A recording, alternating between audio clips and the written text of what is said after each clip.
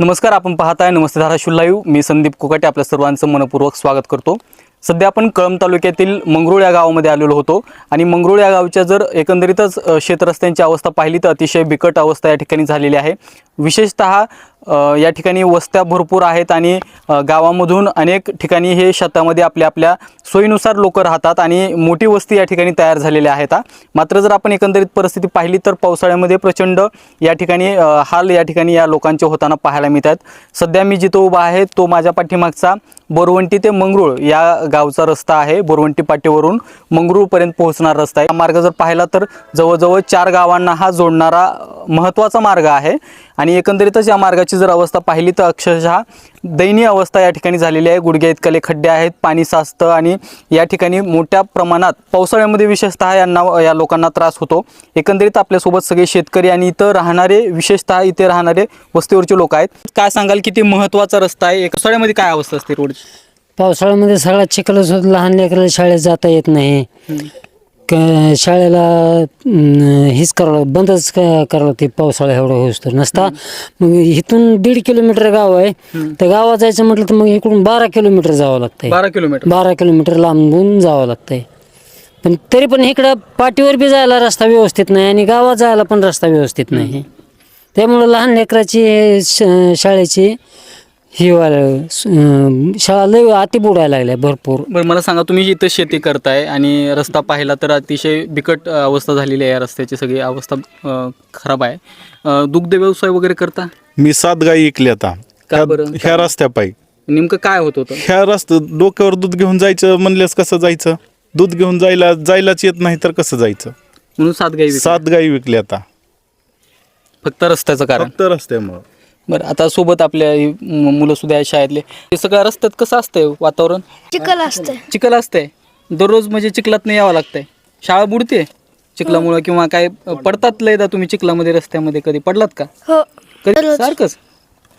तर काय सांगाल, कशी आहे अवस्था? लय अवस्था बेकार आहे.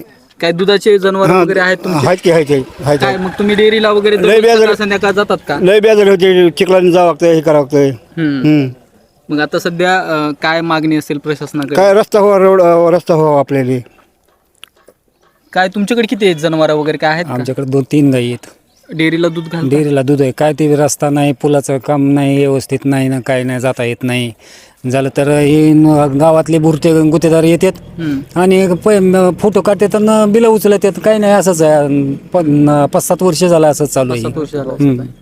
आता जर पाहिलं तर आपण इथून काही अंतरावरती पुलाचं आवश्यक आहे, मात्र त्या ठिकाणी कुठेही पूल नाही आणि एकंदरीतच नदीचा प्रवाह बघितला तर मग पुन्हा नंतर गावाकडली जी कनेक्टिव्हिटी आहे, जी गावामध्ये जोडणारा रस्ता आहे, तो पूर्णपणे बंद होतो. आणि असं झाल्याच्या नंतर 6 महिने हे 6 महिने जायलाच येत नाही. असं जावं लागतं येऊन. कसं?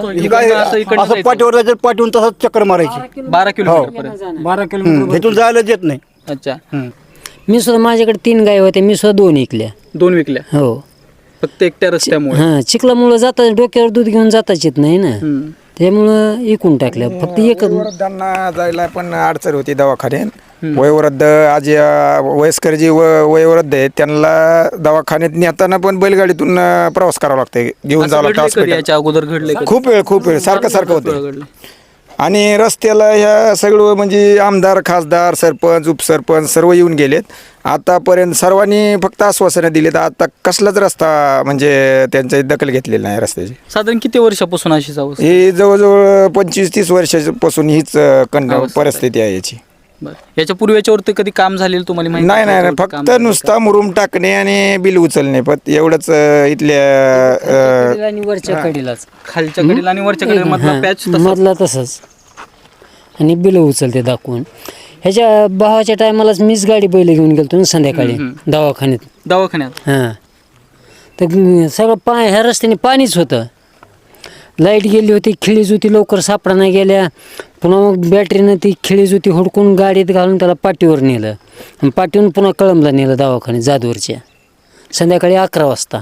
काय वाटतं बरं, तालुक्याचं ठिकाण एवढं जवळ आहे आपल्याला? तुम्ही जर पाहिलं तर राष्ट्रीय महामार्ग सुद्धा आहे, ते जवळच आहे आपल्याला. तुम्हाला 1.5 किलोमीटरवरती एवढा मोठा महामार्ग गेलाय. आणि जर अशा पद्धतीनं अवस्था होत असेल तर काय, हीच सोयच नाही ह्या रस्त्याला, कुठलीच सोय नाही. वाहनं पावसाळ्यात वाहनं बी येत नाही तिकडं खाली. तर शाळेच्या काही बारक्या गाड्या येतात हा. पण ती बी असा पाऊस उघडला तरच येतात. पाऊस चालू झाला की बंद, लेकराची शाळा बुडवायला लागल्यात हा. अजून 25-30 वर्ष झालं ह्या रस्त्याची हीच अवस्था आहे. ही पहिला रस्ता तरी ही नव्हता त्यावेळेस तरी येता जाता येत होतं चांगलं. रस्ता नसताना येता जाता येतो. हां, कारण सगळा मुरुम होता खाली. पण आता हे रस्ता भरल्यामुळं सगळा चिखलच, ही खडे खुडे पडायला लागलेत, ते सगळं चिखलच व्हायला लागला आता. त्यामुळे जाताच ही नाही. दूध घेऊन खास म्हणजे दूध घेऊन पडले होय. खास म्हणजे ह्या जर कुणाला जर आजारी जर पडलं तर त्यांना दवाखान्यापर्यंत जायची सुद्धा सोय नाही, गाडी सुद्धा खाली येऊ शकत नाही. म्हणजे असं किती वेळेस म्हणजे काय दररोजच आहे आजारी काय तिकडे कोण- वस्ती किती आहे तुमची साधारण? इकडं वस्ती 300 लोकांची वस्ती 300 आहे. लोकांची हो. वस्ती आहे. अच्छा. तर आता आपण पाहिलं तर जवळपास यांच्या सांगण्याप्रमाणे 300 लोकांची वस्ती आहे आणि रस्त्याची अवस्था पाहिली तर अतिशय दयनीय.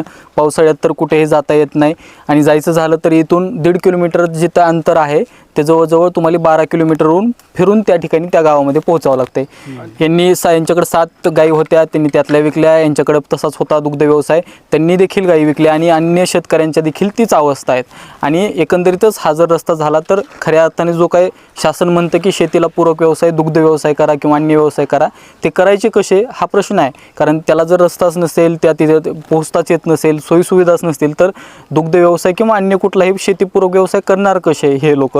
म्हणजे एकंदरीत बघा की 1.5 किलोमीटरचं अंतर आहे. जर त्या ठिकाणी म्हणजे पूल जर बांधला तर जवळजवळ 12 किलोमीटर जे काही लांबून जावं लागतं या लोकांना, तो देखील या ठिकाणी प्रवास यांचा कमी होणार आहे आणि एकंदरीतच या सगळ्या लोकांना सुलभता या ठिकाणी येणार आहे त्यांच्या जीवनामध्ये. मात्र कुठेही या प्रश्नाकडे गांभीर्याने प्रशासन पाहत नाही. एकंदरीतच या गावकऱ्यांची, या वस्तीवरच्या लोकांची मागणी आहे की जे काही हा रस्ता आहे तो मजबूतीकरण व्हावा, त्याचबरोबर रस्त्याच्या मध्ये जो काही नदी प्रवाह आहे त्यावरती पुलाचं बांधकाम व्हावं, ह्या मागण्या या सगळ्या लोकांच्या आहेत.